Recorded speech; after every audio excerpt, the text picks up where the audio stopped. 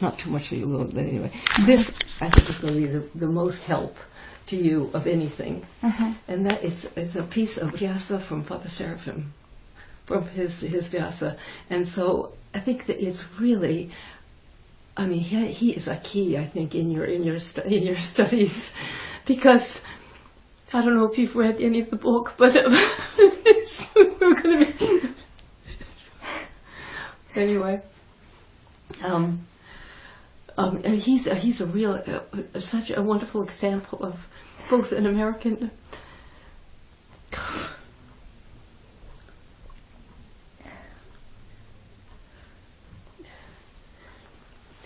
Anyway. So you have at home his Vyasa and you cut it into small pieces and... Okay. Yeah, so, I mean, there's enough there so you can give away to somebody. But not too much. Okay. But I was very fortunate because I used to sew for him. Oh, really? Yeah, I mean, I happened to be, sewing there, so, I was terrible at my Vyasas weren't very good, but I got his old ones. So it was really a blessing. Oh, thank you. But the other thing, I'm going to, I think, jump around. You actually would be easier, I think, if you asked me questions. Yes. But I do want to make the point, before I forget, I was thinking of these things that I'm, anyway, I could probably talk for a day. It's terrible. I go on and on. But the OCA is not very monastic. It was very sort of anti-monastic. So it's very surprising. The only OCA, and that's why Metropolitan Jonah, who received his formation, he was a spiritual son of Father Seraphim, and then went to Valam and received his formation there. He became Metropolitan of the OCA, and he wanted to increase the monasticism. He wanted to raise more monastics. He was the abbot in Menton, right? He was. Okay. He was. Yeah. Now he's in what? Now he's with the Rokor. He's retired. He speaks very well. He has a blog or some kind of not a blog. I think he gives adult lectures in about or classes in classes. Anyway, but he went to Valam University, and when he became the Metropolitan of the OCA, he invited Father Gerasim, who was the abbot after Father Herman. Okay. Yes. Because he was his godfather. Metropolitan Jonah was Father Gerasim's godfather. They went to the same college in Santa Barbara. And he was hoping that he would also, help to shore up like the monasticism in America. And the OCA voted Metropolitan Jonah out. I mean, he had to resign. There were some problems. I mean, he had some. There was like administrative, but that was one of the things. And Father Gerasim, who was supposed to be made, I think, archimandrite and bishop, they still don't want to make him bishop because they're worried. Because Father Gerasim is very traditional, much more traditional, And but the thing is, Bishop Dimitri of the OCA, he was in Texas, in the South, so he had. The southern diocese of the OCA was much more traditional than the north. The St. Vlad's Seminary, that was sort of the representative, that was the home of the OCA, sort of basically Syosset. So it was Father Alexander Schmemann, Father John Meyendorff. Those are the basic the principles of the OCA. I think there are others, but. Anyway, so that's, I think, in your. I mean, it's interesting that they have some monasteries now, but many of them came from. They're like in the south. I mean, there are not very many OCA monasteries in, and they don't have the tradition of monasticism that.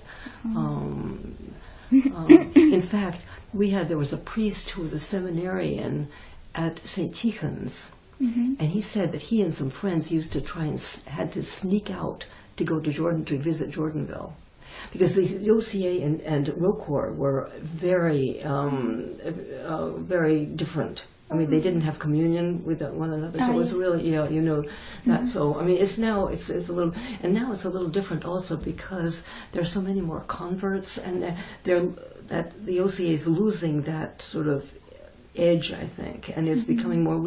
There are some seminarians who graduate from here who go there for their masters. So it's not so, but when I was at Platina, that was one of the big things. The OCA was like, Father Herman used to go, those Shmemonites, but that's just as far as like monasticism goes. Monasticism is much newer in the OCA. It doesn't have the support that here, they do. But those who are drawn to more traditional orthodoxy, like in Texas, did you go to Dallas? You didn't go to. You didn't go to the little convent in Kemp? That's outside of Dallas. Did you go to Archangels? Where did you go in Texas? Holy Archangels, yes. Archangels, yes. The Greek one. Yeah.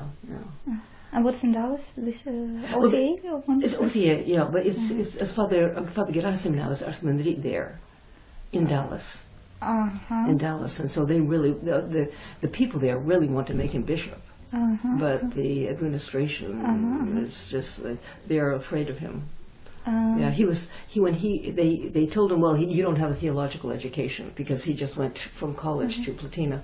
So he went through St. Vlad's and he was their best ever student. He was a top student. But even then they said, well, something like that. So they and why is they afraid of him? Like what can he do? do? They don't, he has more of like a traditional, and also they're governed more by church councils and the administration rather than having they're not the patriarchate. They don't have that hierarchy. So there are different things. I'm because I'm not in there, but I just have hear enough that anyway. But I don't want to sort of color you. But as far as the monasticism, it's not. It hasn't been as promoted as ROCOR. The other thing I'm sure you're going to be touching on is the language issue or the ethnic issue. Yes. That is something that's been a very difficult in most, certainly in the parishes of the Church abroad. In OCA less because they were very adamant about they wanted American Orthodoxy, so they want English and not just English, but that's why they. Some of their fasting isn't as strict, and the services aren't as long, and so they cut this. And so even my father, who was a convert, found them to be rather Protestantized, because they fit in a little bit. But I think maybe this is not true of all the OCA parishes, because I think in Dallas, in the South, because of the influence of Bishop Dimitri, they're much more traditional. But I see on the general, I'm just saying the differences between ROCOR and the OCA. And in ROCOR, what is the language issue? How is it? Well, the language issue is becoming quite acute, or was more acute. In the last, I would say, 2 decades, there's been more and more English, and there are parishes now where it's almost all in English. ROCOR parishes. ROCOR, yeah, and many of them are converts. I think we have more priests that are converts than priests who are Russian background, which is very interesting. And now we have also one of our Bishop George, who was here for a long time. He was in Platina when the first summer I was there, just as a novice, he had been on anyway. He is a ROCOR bishop in Australia. He's American, so that was quite extraordinary. But the language issue, because many of the Russian emigres originally, they had no intent of assimilating. They thought they were all going to be going back to Russia. This was just a temporary, you see, those are the first emigres. And they wanted their children to just speak English, Russian, and they have Russian schools, and there's still some, Russian schools and very, Russian classes. And, you see in church halls, pictures of like Pushkin and Gogol and Lermontov and all, So, and, the Tsar, just a lot.